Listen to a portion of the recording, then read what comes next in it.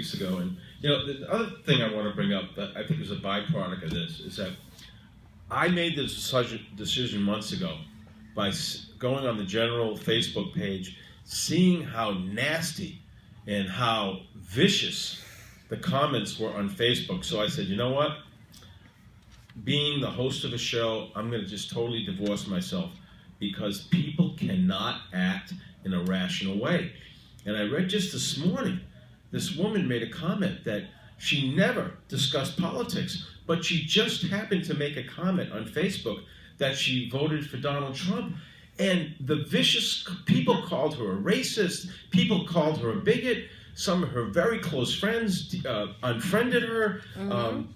She a lot of people told her they don't want anything to do with her. She got so many nasty comments, and I think that's another thing about this election I want to bring up, Andy, is especially specifically on Facebook, it got so vicious and so violent that I think that a lot of that spilled over to the schools, because I think if a kid went to school wearing a Trump hat or whatever, he was attacked. So I just think that especially through social media, it got so out of control.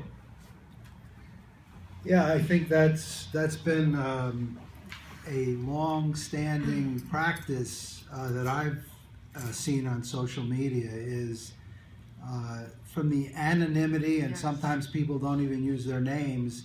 So the anonymity of a handle that you make up, or a photo that's not even you, or even if it is you, to attack people, to degrade them, has become the norm. That's become the culture.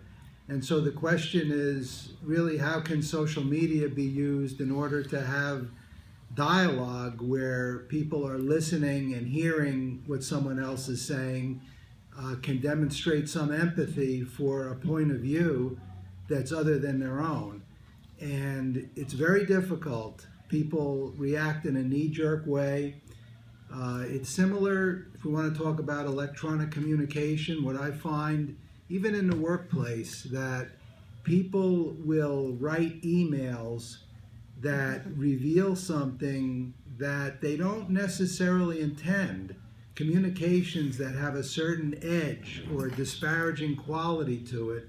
And sometimes I have to say, even to staff members, or even to check myself, it's better to just walk into somebody's office or pick up the phone and talk to them, because you can't get an inflection of the voice on email. You can't get the different expressions, through an email. And so I think that we're very immature as a society in terms of our ability to communicate effectively and respectively on social media. And so consequently you get very primitive back and forths, which probably for some people it's sport. They troll, and they look to poke people, not to just say, hey, I'm here, but to poke them in a very aggressive kind of a way in order to get a charge out of them. And so I see quite a lot of that, and I think it's very, very destructive, and particularly for kids who don't have the emotional equipment to be able to handle that. Rocco, you want to say a few words?